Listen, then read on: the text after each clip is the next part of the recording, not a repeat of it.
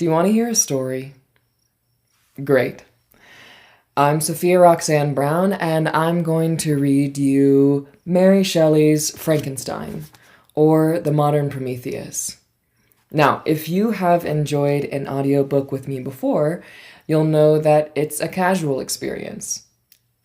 I do minimal editing, and if there's a word I come across or a phrase that I'm interested in, I'm going to look it up, and I'm going to tell you what I find. And ultimately, I want this to feel like you are in your living room with a friend and they're reading you a book, because that's what's happening. Yeah. Now, this is the third edition of Frankenstein, and we're going to start off with Mary Shelley's introduction to this edition, and then we'll get on into it. So, Frankenstein, or The Modern Prometheus, in 3 volumes. Did I request thee, Maker, from my clay to mold me man? Did I solicit thee from darkness to protect me? To promote me? Whew.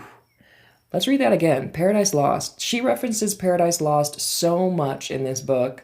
It's an epic poem, and one I just got to read. But let's hear that again. Did I request thee, Maker, from my clay to mold me man? Did I solicit thee from darkness to promote me? Paradise Lost. Now, if you're watching video, this is like the original front plating of this edition, which is pretty cool. Okay, Volume 1. Dedication. To William Godwin, author of Political Justice. That's her father. These volumes are respectfully inscribed by the author. Author's Introduction to the Standard Novels Edition, 1831. The publishers of the Standard Novels, in selecting Frankenstein for one of their series, expressed a wish that I should furnish them with some account of the origin of the story. I am the more willing to comply because I shall thus give a general answer to the question so very frequently asked me, how I, then a young girl, came to think of and to dilate upon so very hideous an idea. It is true that I am very averse to bringing myself forward in print, but as my account will only appear as an appendage to a former production, and as it will be confined to such topics as have connection with my authorship alone, I can scarcely accuse myself of a personal intrusion. It is not singular that, as the daughter of 2 persons of distinguished literary celebrity, I should very early in life have the thought of writing. As a child, I scribbled, and my favorite pastime during the hours given me for recreation was to write stories. Still, I had a dearer pleasure than this, which was the formation of castles in the air, the indulging in waking dreams, the following up trains of thought, which had for their subject the formation of a succession of imaginary incidents. My dreams were at once more fantastic and agreeable than my writings. In the latter, I was a close imitator, rather doing as others had done than putting down the suggestions of my own mind. What I wrote was intended at least for another eye, my childhood's companion and friend, but my dreams were all my own. I accounted for them to nobody. They were my refuge when annoyed, my dearest pleasure when free. I lived principally in the country as a girl, and passed a considerable time in Scotland. I made occasional visits to the more picturesque parts, but my habitual residence was on the blank and dreary northern shores of the Tay, near Dundee. Blank and dreary on retrospection I call them. They were not so to me then. They were the eyrie of freedom, and the pleasant region where unheeded I could commune with the creatures of my fancy. I wrote then, but in a most commonplace style. It was beneath the trees of the grounds belonging to our house, or the bleak sides of the woodless mountains near, that my true compositions, the airy flights of my imagination— that's a dog— were born and fostered. I did not make myself the heroine of my tales. Life appeared to me too commonplace an affair as regarded myself. I could not figure to myself that romantic woes or wonderful events would ever be my lot, but I was not confined to my own identity. and I could people the hours with creations far more interesting to me at that age than my own sensations. After this, my life became busier, and reality stood in place of fiction. My husband, however, was from the first very anxious that I should prove myself worthy of my parentage, and enroll myself on the page of fame. He was forever inciting me to obtain literary reputation, which even on my own part I cared for then, though since I have become infinitely indifferent to it. Yes. He was forever inciting me to obtain literary reputation, which even on my own part I cared for then, though since I have become infinitely indifferent to it. At this time he desired that I should write, not so much with the idea that I could produce anything worthy of notice, but that he himself might judge how far I possessed the promise of better things hereafter. Still, I did nothing. What an interesting vibe to have with your husband. Traveling and the cares of a family occupied my time, and study in the way of reading or improving my ideas and communication with his far more cultivated mind was all of literary employment that engaged my attention. In the summer of 1816, we visited Switzerland and became the neighbors of Lord Byron. At first, we spent our pleasant hours on the lake, or wandering on its shores, and Lord Byron, who was writing his third canto of Childe Harold, was the only one amongst us who put his thoughts upon paper. These, as he brought them successively to us, clothed in all the light and harmony of poetry, seemed to stamp as divine the glories of heaven and earth, whose influences we partook with him. But it proved a wet, ungenial summer, and incessant rain often confined us for days to the house. Some volumes of ghost stories, translated from the German into French, fell into our hands. There were the histories of the inconstant lover, who, when he thought to clasp the bride to whom he had pledged his vows, found himself in the arms of the pale ghost of her whom he had deserted. There was the tale of the sinful founder of his race, whose miserable doom it was to bestow the kiss of death on all the younger sons of his fated house, just when they reached the age of promise. His gigantic, shadowy form, clothed like the ghost in Hamlet, in complete armor, but with the beaver up, was seen at midnight by the moon's fitful beams to advance slowly along the gloomy avenue. The shape was lost beneath the shadow of the castle walls, but soon a gate swung back, a step was heard, the door of the chamber opened, and he advanced to the couch of the blooming youths, cradled in a healthy sleep. Eternal sorrow sat upon his brow as he bent down and kissed the forehead of the boys, who from that hour withered like flowers snapped upon the stalk. I have not seen these stories since then, but their incidents are as fresh in my mind as if I had read them yesterday.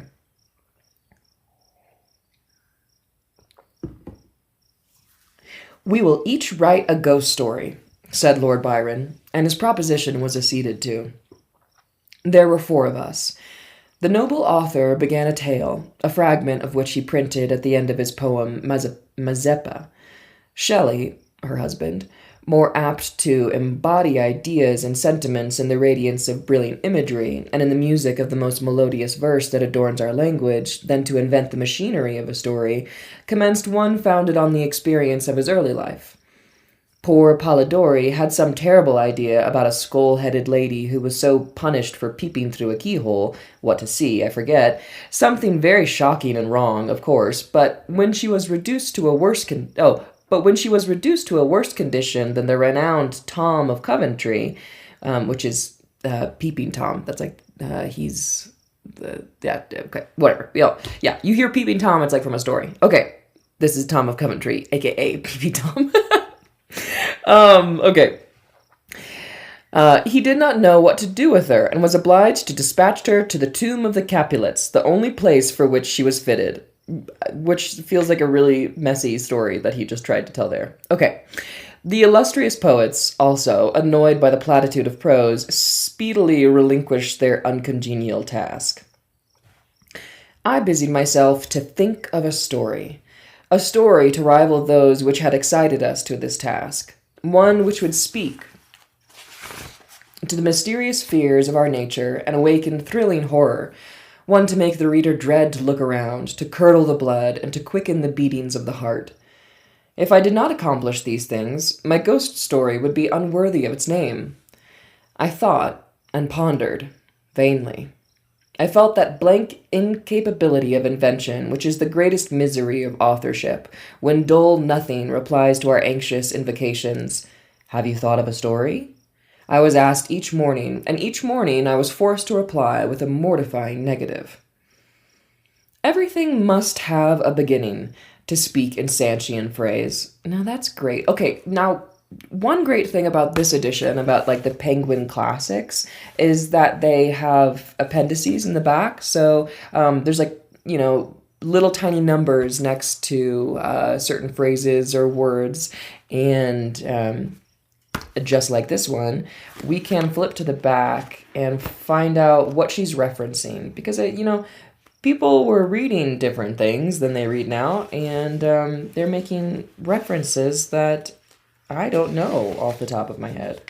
So, she just said, la la la la la. Okay, Sanchian, to speak in Sanchian phrase. Everything must have a beginning to speak in Sanchian phrase. So let's see here. To speak in Sanchian phrase. Okay, i.e., as Sancho Panza speaks in Cervantes' Don Quixote, quote, in this matter of government, everything depends upon the beginning. Okay. Mary and Percy Shelley were both reading Don Quixote during 1816. Nice. Great. I mean, it's so cool to have those little references because there is so much going on. These people are reading so much, they're referencing so much, and now we're gonna find out what they're talking about. Okay. Everything must have a beginning, to speak in Sanchian phrase, and that beginning must be linked to something that went before. The Hindus give the world an elephant to support it, but they make the elephant stand upon a tortoise. Invention, it must be humbly admitted, does not consist in creating out of a void, but out of chaos. The materials must, in the first place, be afforded. It can give form to dark, shapeless substances, but cannot bring into being the substance itself. In all matters of discovery and invention, even of those that appertain to the imagination, we are continually reminded of the story of Columbus and his egg. Invention consists in the capacity of seizing on the capabilities of a subject, and in the power of molding and fashioning ideas suggested to it. Now that, I think, is one of the most interesting chunks of just this introduction, and something that I continued to think about as I read the book. That creation doesn't come out of a void, but comes out of chaos, so the existing melee, whatever, of things around us. Let's see, I just want to like that. And there's a couple things referenced in here. So, yeah, let's just go to hear that again. So, invention, it must be humbly admitted, does not consist in creating out of a void, but out of chaos. The materials must, in the first place, be afforded. It can give form to dark, shapeless substances, but cannot bring into being the substance itself. In all matters of discovery and invention, even of those that appertain to the imagination, we are continually reminded of the story of Columbus and his egg. Let's see. Okay, the story of Columbus and his egg. A famous story related to Washington Irving's Christopher Columbus. Related in Washington Irving's Christopher Columbus. When told by a courtier that others beside himself had the ability to discover the Indies, he challenged those around him to stand an egg on one of its ends. Everyone attempted it, but in vain, whereupon he struck it upon the table so as to break the end, and left it standing on the broken part, illustrating in this simple manner that when he had once shown the way to the New World, nothing was easier than to follow it. Wow. Which is an interesting idea. Gosh. And also, I don't know, it's kind of symbolic, the breaking of the egg. Okay, continuing on. Many and long were the conversations between Lord Byron and Shelley, to which I was a devout but nearly silent listener. During one of these, various philosophical doctrines were discussed, and among others the nature of the principle of life, and whether there were any probability of its ever being discovered and communicated. They talked of the experiments of Dr. Darwin. I speak not of what the doctor really did or said that he did, but, as more to my purpose, of what was then spoken as having been done by him, who preserved a piece of vermicelli, a noodle, who preserved a piece of vermicelli in a glass case till by some extraordinary means it began to move with voluntary motion. Not thus, after all, would life be given. Perhaps a corpse could be reanimated. Galvanism had given token of such things. Perhaps the component parts of a creature might be manufactured, brought together, and endued with vital warmth. Now, this galvanism is, I think, interesting, because it speaks to how she imagines the creature being brought to life. Okay, so galvanism. After Luigi Galvani, 1737 to 98, the Italian physiologist and experimenter whose experiments with frogs led him to believe that an animal electricity resided in the nerves and muscles of animals. Observing that the convulsions of a frog placed in a circuit containing a piece of metal were accompanied by motions in its nerve juices, he assumed the convulsions to be the work of a subtle but vital electrical fluid, animating the animal's enclosed nerves and muscle fibers. His notion that this fluid was analogous to ordinary electricity may have inspired Mary Shelley's idea that perhaps a corpse would be reanimated, no doubt through the agency of an enormous voltaic, electricity-producing galvanic battery, the powerful engine mentioned in her introduction. Fascinating. Now, she also mentions Dr. Darwin, which I do think is interesting as well, because she's talking about Erasmus Darwin, physician, poet, and free-thinking radical. By his first wife, he was the grandfather of Charles Darwin, discoverer of natural selection, and by his second of Francis Galton, the famous explorer, scientist, and psychologist. Okay, great. So he's like the grandfather of Charles Darwin, who is, I'm sure, who we all think about when we hear Dr. Darwin, but it's Erasmus Darwin, so his precursor. So Percy Shelley was a great admirer of the poet Doctor, who embodied his own theory of evolution into the epic poem, The Temple of Nature. The following canto is very suggestive as one of the possible sources for Frankenstein. While nature sinks in time's destructive storms, the wrecks of death are but a change of forms. Emerging matter from the grave returns, feels new desires, with new sensation burns. With use first bloom a finer sense acquires, and loves and pleasures fan the rising fires.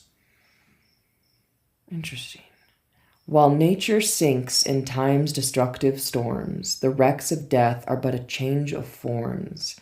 Emerging matter from the grave returns, feels new desire, with new sensations burns. With youth's first bloom of finer sense acquires, and loves and pleasures fan the rising fires. That's pretty beautiful.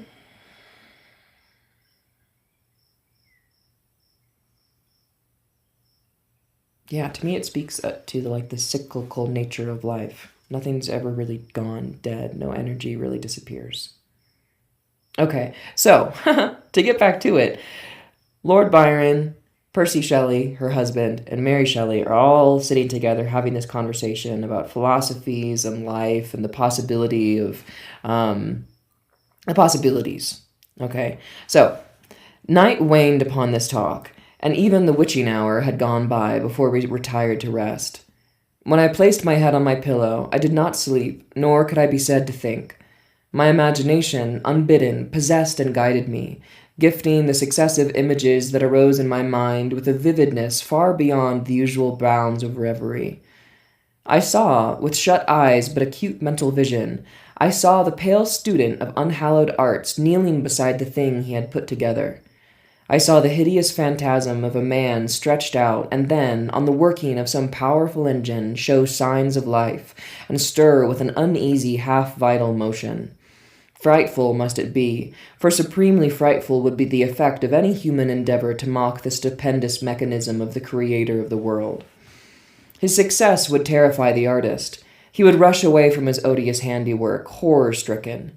He would hope that, left to itself, that slight spark of life which he had communicated would fade, that this thing which had received such imperfect animation would subside into dead matter, and he might sleep in the belief that the silence of the grave would quench forever the transient existence of the hideous corpse which he had looked upon as the cradle of life. He sleeps, but he is awakened. He opens his eyes. Behold, the horrid thing stands at his bedside, opening his curtains and looking on him with yellow, watery, but speculative eyes. Wow, okay. 1 sec. All right. Swift as light and as... Oh, wait. Excuse me. Oh, here we go. I skipped a page. Or chapter. La la la la la la. I opened mine in terror. The idea so possessed my mind that a thrill of fear ran through me, and I wished to exchange the ghastly image of my fancy for the realities around. I see them still. The very room, the dark parquet, the closed shutters, with the moonlight struggling through, and the sense I had that the glassy lake and white high Alps beyond. I could not so easily get rid of my hideous phantom. Still, it haunted me. I must try to think of something else. I recurred to my ghost story, my tiresome, unlucky ghost story. Oh, if I could only contrive one which would frighten my reader as I myself had been frightened that night. Swift as light and as cheering was the idea that broke in upon me. I have found it! What terrified me will terrify others, and I need only describe the spectre which had haunted my midnight pillow. On the morrow, I announced that I had thought of a story. I began that day with the words, "It was on a dreary night of November," making only a transcript of the grim terrors of my waking dream. At first, I thought but a few pages, of a short tale, but Shelley urged me to develop the idea at greater length. I certainly did not owe the suggestion of one incident, nor scarcely of one train of feeling to my husband, and yet, but for his incitement, it would never have taken the form in which it was presented to the world. From this declaration, I must accept the preface. As far as I can recollect, it was entirely written by him. So he wrote, Percy Shelley, her husband, wrote the original preface to Frankenstein, which is what she's referring to. But I like that she's like, none of the ideas of this story, none of it came from my husband. He didn't create this for me. He just encouraged me to put it onto paper, to keep writing it, and that it was worth spending her time on, which I think is a nice clarification for her to make. And now, once again, I bid my hideous progeny go forth and prosper. I have an affection for it was the offspring of happy days, when death and grief were but words which found no true echo in my heart. Its several pages speak of many a walk, many a drive, and many a conversation when I was not alone, and my companion was one who, in this world, I shall never see more. But this is for myself. My readers have nothing to do with these associations. So she's referencing, at this time, 1831. She's lost, I think, 4 of her children, leaving only one alive. And she's also lost her husband, Percy. And I believe that Lord Byron has died at this point as well. He was one of her closest friends and compatriots. So, yeah, she experienced a lot of death and loss. I will add but one word as to the alterations I have made. They are principally those of style. I have changed no portion of the story, nor introduced any new ideas or circumstances. I have mended the language where it was so bald as to interfere with the interest of the narrative, and these changes occur almost exclusively in the beginning of the first volume. Throughout, they are entirely confined to such parts as are mere adjuncts to the story, leaving the core and substance of it untouched. MWS, London, October 15th, 1831. Lovely. That's the author's introduction, and we shall return with letter 1. I'm so excited about this. Okay, bye.